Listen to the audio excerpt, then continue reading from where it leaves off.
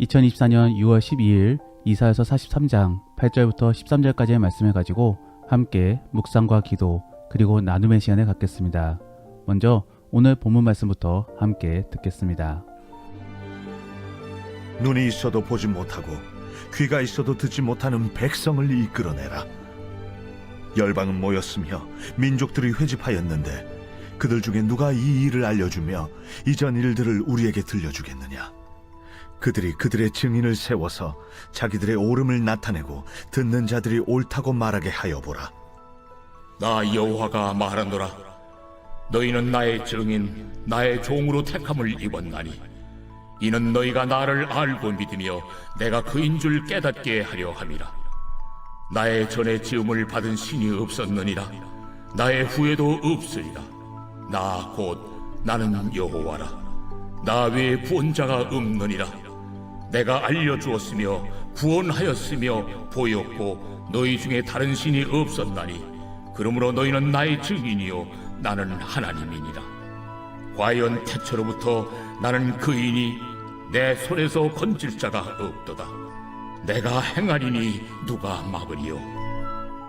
오늘 본문의 내용은 재판정 속에서 하나님이 여러 증인들을 이끌어내시어 누가 참된 신인가를 판가름하고 있는 그러한 내용인 것입니다. 거기에서 하나님은 주의 백성들에게 이렇게 말씀해주고 계십니다. 10절 말씀에 너희는 나의 증인이며 나의 종으로 나를 알고 믿으며 내가 하나님인 줄을 깨닫게 하려 함이라. 이게 무슨 말씀이겠습니까?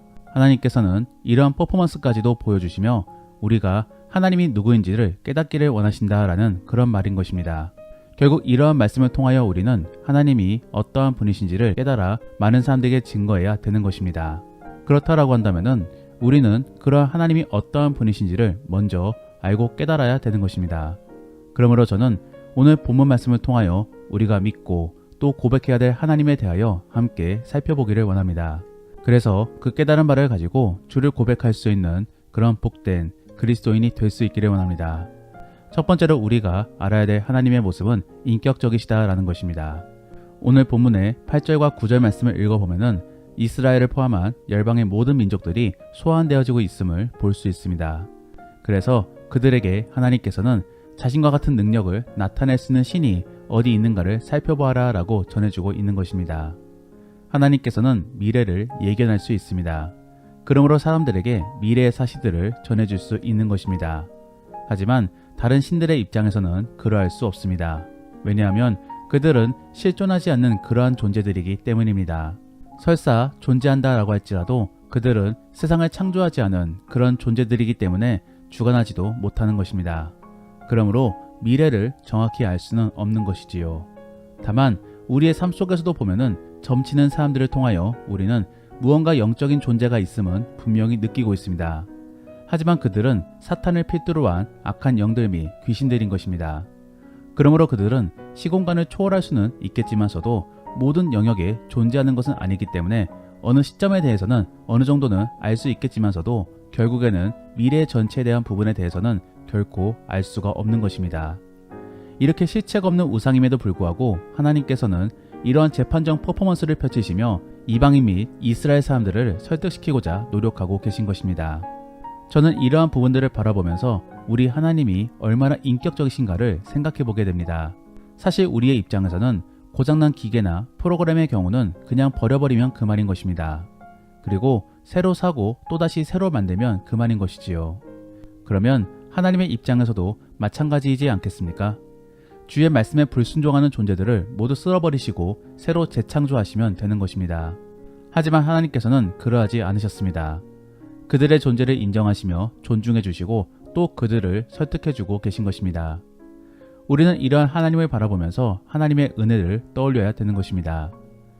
오늘날의 세상 안에서도 분명히 격차라는 것이 있고 또 계급이라는 것이 있습니다. 그래서 그를 통해 상대방을 무시하는 경우들이 분명히 존재하고 있는 것이지요.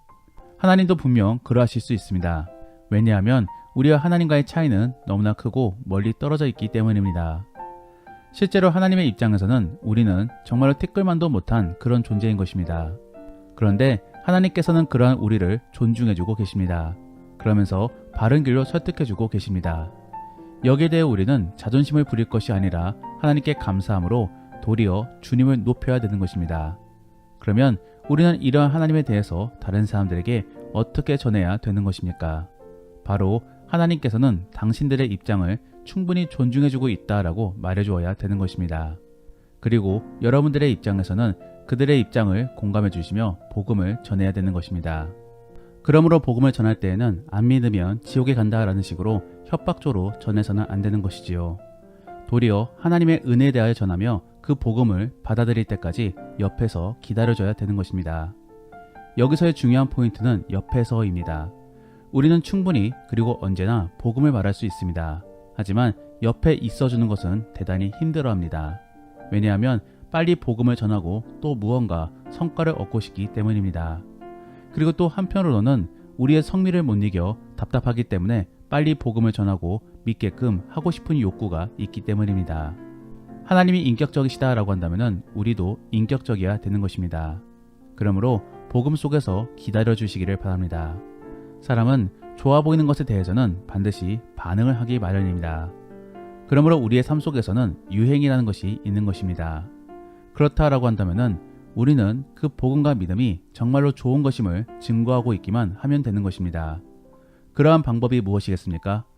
내가 먼저 그 복음과 믿음 그리고 구원을 누리고 있으면 되는 것입니다. 그러면 자연스럽게 그 구원을 누리고 싶은 사람들은 우리의 복음에 귀를 기울이게 될 것입니다. 그렇게 전한 복음에 대하여 인내 속에서 반응할 때까지를 기다릴 수 있기를 원합니다. 두 번째로 우리가 알아야 될 하나님의 모습은 구원의 주님이시다라는 것입니다. 즉 하나님은 구원의 주인이십니다. 그러므로 하나님께로만 평안과 화평이 흘러나올 수 있는 것입니다. 오늘 본문에서도 보면은 11절 말씀에 나 곧 여호와라 나 외에 구원자가 없느니라 라고 전해주고 있습니다. 여기에서의 구원은 무엇을 의미하고 있는 것입니까? 구원은 현재적인 관점과 미래적인 관점에서 해석할 수 있습니다. 그래서 미래적인 관점은 천국에 가는 것이고 현재적인 관점에서는 어려움에서 벗어나는 것을 의미하고 있는 것입니다. 결국 고통에서 벗어나는 것이 바로 구원인 것이지요. 그런데 그러한 구원이 바로 누구에게서 온다라고 전하고 있습니까? 바로 하나님입니다. 그리고 오늘날로 더 정확히 말해보자면 예수님께로부터 얻을 수 있는 것입니다. 우리가 지금 예수님을 믿어야 되는 이유는 바로 여기에 있습니다. 물론 하나님이 좋아서 예수님을 사랑해서 예수님을 믿으면 너무나 좋겠지만서도 우리는 죄인이기 때문에 그러할 수가 없습니다. 그러므로 우선적으로는 내 안의 고통을 해결하고자 예수님을 믿어야 되는 것입니다. 그리고 그 예수님을 믿음으로 진정한 구원을 얻게 되면은 그때 비로소 우리는 그 주님을 사랑할 수 있게 되는 것입니다. 그러면 우리가 예수님을 믿음으로 얻을 수 있는 구원의 형태는 무엇입니까? 바로 평안인 것입니다. 그러므로 내일 본문의 20절 말씀에서는 광야에 물을 내고 사막에 강을 내어 자기 백성들이 마시게 할 것이다 라고 전해주고 있는 것입니다. 어려운 상황 속에서 하나님께서는 우리의 숨통을 트여주실 것임을 말씀해주고 있는 것입니다. 그러한 상황을 겪고 또 그러한 상황이 하나님이 주신 것을 깨닫게 된다라고 한다면 우리는 그러한 주님께 영광을 돌리며 구원을 얻게 되는 것입니다. 그러한 은혜를 경험할 수 있기를 원합니다. 그래서 그러한 구원 속에서 미래의 천국까지도 기대할 수 있는 그런 복된 그리스도인이 될 수 있기를 원합니다. 마지막으로 하나님께서는 전지전능한 하나님이십니다. 그러므로 하나님께서는 미래를 아시고 그 예견한 미래로 이끌어 나아가시는 것입니다. 하나님과 귀신과의 차이는 미래를 알고 있음에 있지 않습니다. 귀신도 어느 정도는 미래를 알 수 있는 것입니다. 하지만 귀신은 이 세상을 창조한 영이 아니기 때문에 모든 상황을 다 알지 못합니다. 그저 일부분만을 단편적으로 알 수 있는 것이지요. 하지만 하나님은 그러하지 않습니다. 하나님은 이 세상뿐만 아니라 시간까지도 창조하신 하나님이시기 때문에 과거, 현재, 미래 모든 시간 속에서 존재하고 계신 것입니다. 그리고 이 모든 것들을 다 만드셨기 때문에 모든 상황들도 다 알고 계신 것입니다. 그렇기 때문에 하나님께서는 전지하신 것이며 미래도 충분히 알고 있는 것입니다. 그러한 내용들이 바로 9절과 12절 말씀 그리고 13절 말씀에서 전해주고 있는 것입니다. 더불어 이러한 하나님의 전지전능함은 이미 성경의 여러 부분 속에서 충분히 확인해 볼 수 있습니다. 그리고 실제로도 성경의 말씀들이 오늘날의 시대 속에서 이루어지고 있음을 바라봄으로써 확인할 수 있는 것입니다. 우리가 믿는 하나님이 바로 이러한 분이신 것이지요. 그리고 이러한 하나님께서 우리에게 책임져 주겠다라고 말씀해주고 계신 것입니다. 그러므로 10절 말씀에서는 너희는 나의 종이다 라고 말씀해주고 계신 것입니다. 이것은 단순히 노예를 의미하고 있는 것이 아닙니다. 주인을 섬기는 자로서 주인에게로부터 보호를 받을 것임을 말해주고 있는 것입니다. 하나님은 우리를 책임져주고 계십니다. 그러므로 지켜주시고 선한 길로 인도해주고 계신 것입니다. 더불어 그러함을 통하여 우리를 사용하여 주고 계십니다. 우리는 이러한 사실들을 믿으며 주 안에서 담대해져야 되는 것입니다. 사랑하는 성도 여러분, 하나님을 믿음으로 기대를 가지시기를 바랍니다. 하나님은 우리가 가장 만족할 만한 미래로 이끌어 주실 것입니다. 그리고 우리에게 평안을 가져다 주실 것입니다. 이러한 부분들이 바로 앞서 언급한 구원에 대한 부분인 것입니다. 이러한 소망 속에서 정말로 구원을 얻고 누리고 있다라고 한다면은 그때는 하나님의 은혜를 잊지 말고 다른 사람들에게 전해주시기를 바랍니다. 그리고 예배 속에서 하나님을 높이시기를 바랍니다.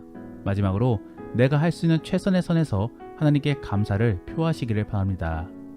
하나님이 원하시는 것은 바로 그러한 모습인 것입니다. 말씀을 정리합니다.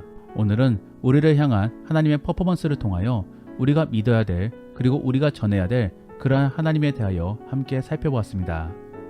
우선적으로 우리가 믿고 전해야 될 하나님은 인격적이신 하나님이십니다. 그러므로 우리의 입장도 충분히 봐주시며 우리를 선한 길로 이끌어주고 계신 것입니다. 하나님은 우리의 입장을 존중해 주시며 우리를 기다려주고 계십니다. 그러므로 그러한 주님의 은혜를 잘 묵상해 보시며 다른 사람들에게도 인격적인 하나님을 잘 전달해 주시기를 바랍니다. 두 번째로 하나님께서는 구원의 하나님이십니다. 그러므로 하나님께서는 우리를 고통으로부터 벗어나게 도와주십니다. 그러므로 우리는 그러한 하나님을 기대하며 저 천국까지도 소망할 수 있어야 되는 것입니다. 마지막으로 하나님께서는 섭님이 전지전능한 하나님이십니다. 그리고 그러한 하나님께서 우리를 책임져 주겠다라고 말씀해주고 계십니다. 우리는 이러한 사실들을 믿으며 기대함으로 두려움보다도 담대함으로 살아가야 될 것입니다. 그리고 그 안에서 얻은 구원에 대하여 감사함으로 주님께 영광을 돌릴 수 있어야 될 것입니다. 정말로 그러한 복된 그리고 가치 있는 그리스도인들이 될 수 있기를 예수님의 이름으로 축복합니다. 기도하겠습니다. 우리가 오늘 말씀을 생각하시며 함께 기도하기 원하는 것은 하나님, 우리가 인격적이신 하나님의 깨달음으로 우리도 인격적인 사람이 될 수 있게 하여 주옵소서. 그래서 다른 사람들을 잘 존중해주고 섬겨줄 수 있는 그런 복된 그리스도인이 될 수 있게 하여 주옵소서. 그리고 전지전능한 하나님을 온전히 믿기를 원합니다. 그래서 그러한 믿음 가운데 담대하게 살아갈 수 있는 우리가 될 수 있게 도와달라고 함께 기도하겠습니다. 그리고 오늘 본문 말씀을 가지고 믿음의 나눔이나 가정 예배를 드리신다라고 한다면은 인격적이신 하나님에 따라 우리도 인격적으로 전도할 수 있는 방법에는 무엇이 있을까를 생각해 보시기를 바랍니다. 그래서 사람들에게 존중을 받으며 사람들에게 선하게 복음을 전할 수 있는 방법에는 무엇이 있을지를 한번 나누어 보시기를 바랍니다. 그러면 이제 주님과 깊은 나눔의 시간을 갖겠습니다. 오늘 하루도 주 안에서 승리하시기를 바랍니다.